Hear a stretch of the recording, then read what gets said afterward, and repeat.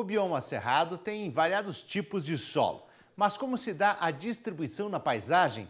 Esse é o tema de hoje da nossa capacitação tecnológica.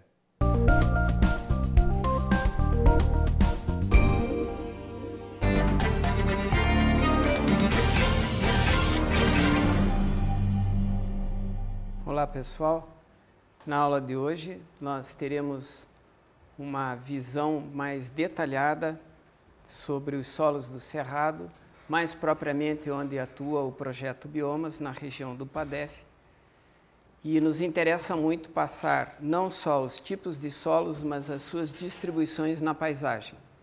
Meu nome é Gustavo Ribas Curcio, sou pesquisador da Embrapa Florestas, coordenador do projeto Biomas, e está lá o meu endereço para qualquer dúvida para poder entrar em contato posteriormente. Cambissolo flúvico TB distrófico, já bem na margem do rio. Reparem a granulometria dele, nós estamos com os teores de silt elevados, também quase na casa dos 30%. São perfis de solos embutidos, implícitos, em condições de paisagem muito de alto grau de dissecação, quer dizer, relevos de até 31% de declive no local estudado, mas nós vimos esses solos em relevos de até 40%, 45% de declive, com teores de silt necessariamente até maiores do que esse. E o teor de argila, médio, um solo muito argiloso, né, na faixa de 50% ou 500 gramas, mas olhem o pH deste solo, quer dizer, um solo que nunca foi explorado quimicamente, está sob a condição de uma floresta tipicamente estacional, com sistema arbóreo em cima, ele está até relativamente bem preservado, mas o pH muito baixo, 3,7, e aí eu acho que não tem que se pensar em mexer em pH em nada, porque o sistema natural é esse.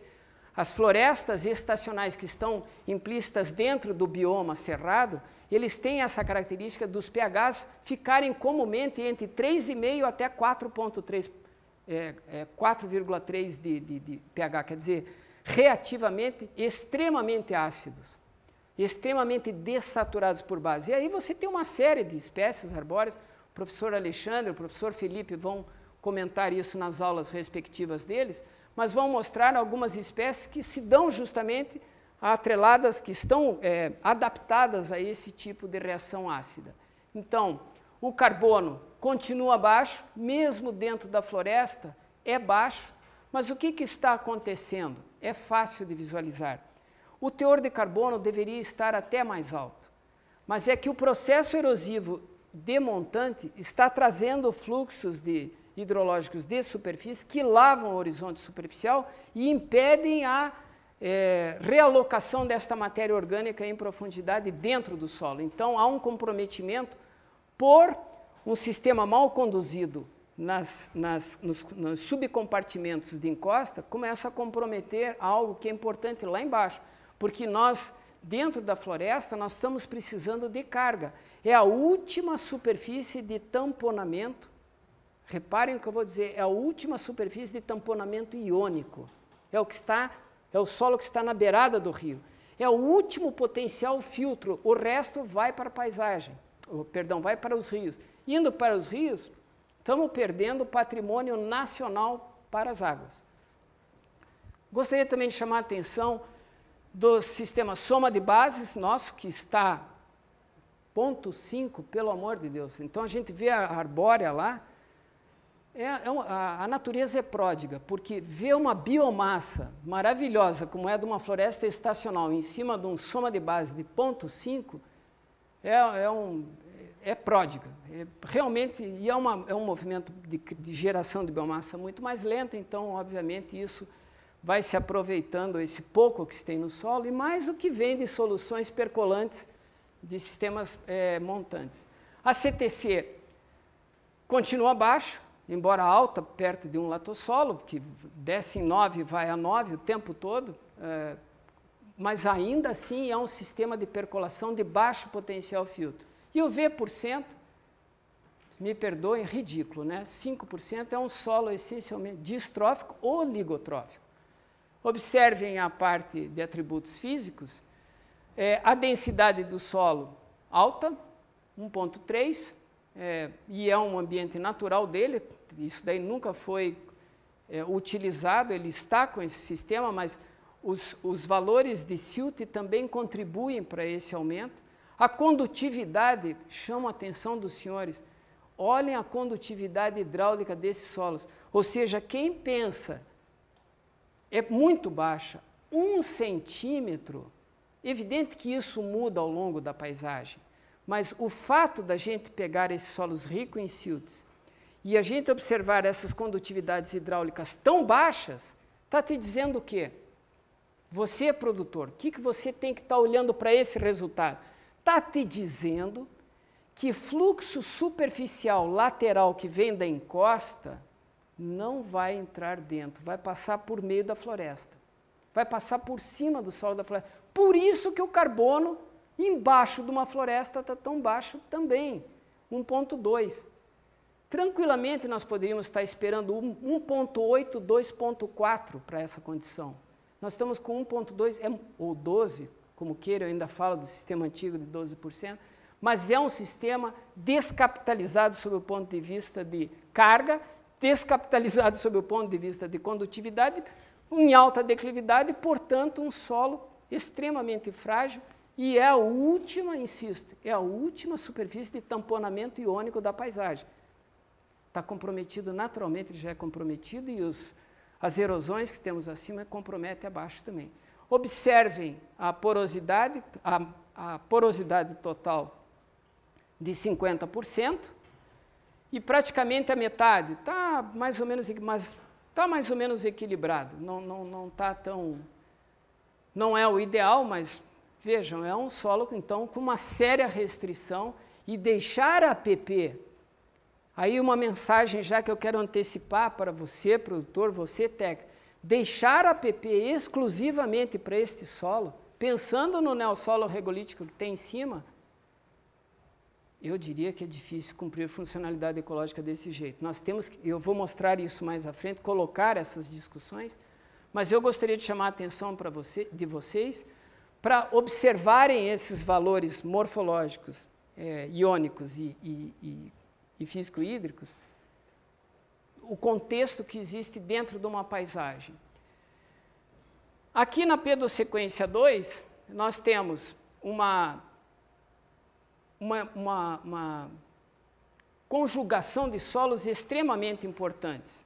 Nós temos o latossolo também, dos ambientes estáveis, os cambissolos áplicos e, por fim, os neossolos regolíticos, mas dentro de uma cabeceira seca, de uma nascente, que nós estamos chamando de nascentes úmidas e nascentes mais secas, no caso, um cambissolo flúvico. Então, é uma pedosequência bem diferente, completamente diferente, ela sai de uma feição morfológica convexa retilínea e entra para uma côncava convergente, e isso é importante porque vai me dar convergências hidrológicas muito importantes, mas para solos com baixa capacidade de percolação. Então, nós temos os latossolos, são praticamente repetitivos, os cambissolos, os neossolos regolíticos já numa zona de convergência hidrológica, diferente do perfil anterior, que era de divergente, é uma convexa divergente, essa daí é uma convexa convergente. E, por fim, entrando no cambissolo esperado. Aquela zona pontilhada no meio dos neossolos regolíticos é a concentração das concreções, das petroplintitas, e eu vou colocar os potenciais em disposição em coerência aos tipos de solo. Alto potencial, baixo potencial, zona de fragilidade mesmo, acima das nascentes, isto é importante, não é só caracterizar lá dentro da nascente, e daí uma zona de médio potencial. E aí, praticamente APP. Então, temos o latossolo lá em cima, os cambissolos áplicos petroplínticos, que são com aquelas concreções superficiais, e os neossolos regolíticos, também concrecionários em superfície. Então, rapidamente, eu não vou me voltar no latossolo, porque já conversei, é o mesmo latossolo, porque é a continuidade daquela unidade de mapeamento dos latossolos, mas olhem os cambissolos, como é que eles estão colocados. Reparem o teor de silt, e observaram no desenho anterior, vocês podem manipular voltando às imagens, Reparem o teor de silt muito elevado, para os teores de argila relativamente bons, mas o pH, repare como se configura o mesmo ambiente extremamente ácido, baixo carbono, valor de saturação por bases muito baixa, CTC extremamente baixo, e aí não poderia deixar de ser diferente, o valor da saturação por bases muito baixa. Ou seja, está traduzindo um quadro de fragilidade mesmo. É um solo muito frágil. Ele tem a favor apenas o relevo e a sua espessura mediana. Esses solos aí vão na espessura aí de, não passa de 1,5 metro, não passa disso. Os atributos físicos, densidades 1,28, quer dizer, são densidades já perigosas. Então, a condutividade é aquela quebra de 4,3, quer dizer, nós conseguimos ter uma diferenciação dos fluxos dentro do solo e as macroporosidades totalmente comprometidas. Quer dizer, 1/6 de macroporo em relação à porosidade total. Isso tem que trazer alguma informação para o produtor sobre troca gasosa, sobre problemas de erosão, expansão de raiz, nós temos que pensar nisso. Na sequência, terminando a pedossequência, o neossolo regolítico, embora seja um solo belíssimo, isso é um papel de parede que qualquer produtor pode pôr na sala de recepção, mas, em termos de uso, meu amigo, tem que colocar na gaveta. Por quê? Reparem, nós não conseguimos nem coletar o anel volumétrico para fazer físico-hídrico de tanta pedrinha que ele tem, os anéis volumétricos não entravam no solo. Então, nós só fizemos a granulometria, mas já antecipo a físico-hídrica dela, é extremamente comprometida. É um solo que tem percolações de fluxos laterais superficiais, quase não tem percolação verticalizada, não existe, é quase tudo superficial. Então, por isso mesmo que ele é um solo tão raso, quer dizer, a gênese dele, a formação dele, dizendo que ele é tão adelgaçado, ele tem 20 centímetros de espessura, o resto é rocha semi-temperizada. Está te dizendo que não entra água nele. Está te dizendo que a água escorre pela superfície, então ele não consegue aprofundar. Só ver que o solo é raso já diz que o processo erosivo é forte. Então, reparem lá o silt. O silt e a areia fina são baixos, porque a própria erosão está levando o silt e areia. Então, ele fica com 40 de argila e 300 de areia grossa, porque é um processo de erosão. Agora, a rocha que está embaixo favorece sempre a fração argila vir para a superfície, porque é um processo muito dinâmico de geomorfologia, em que você tem processos de morfogênese. Não é um processo só de pedogênese, de formação de solo, é de esculturalização da paisagem. Então, é um processo de morfogênese. Por isso, é um processo, é um solo que está... Você pode ficar mascarado olhando o reflexo granulométrico dele, o percentual de argila pode estar te mascarando, mas é pelo processo morfogenético. O pH muito baixo, o teor de carbono continua lá embaixo, 1,3, e eu insisto, nós pegamos muito esses valores, aonde a gente anda no cerrado é muito comum, 1 até 2. E nos solos degradados, a gente pega 6 gramas, 0,6% ou 6 gramas de carbono, quer dizer, valores extremamente baixos, porque não se deu atenção do sistema de produção. A soma de bases, como não poderia deixar, a própria rocha já é dessaturada por base, o processo de morfogênese instalado naquela posição da paisagem é muito forte, então a saturação por base tem que ser baixa mesmo. CTC muito baixo, quer dizer, o potencial filtro dele, o pouco que entrar, as soluções que possam estar contaminadas com algum elemento químico que adentrar nesse solo, o potencial é baixo, é 6. Insisto, nós temos que começar a pensar em potencial filtro para solos rasos acima de 20 centimol. 6 centimol, não tem o que se pensar, é um solo de contaminação de aquíferos. E o V%, 21, gente, vocês sabem mais química do que eu, 21% para 7 é um solo totalmente descapitalizado ionicamente, é um solo com baixa saturação por base. Então, nós pudemos observar, nesta aula,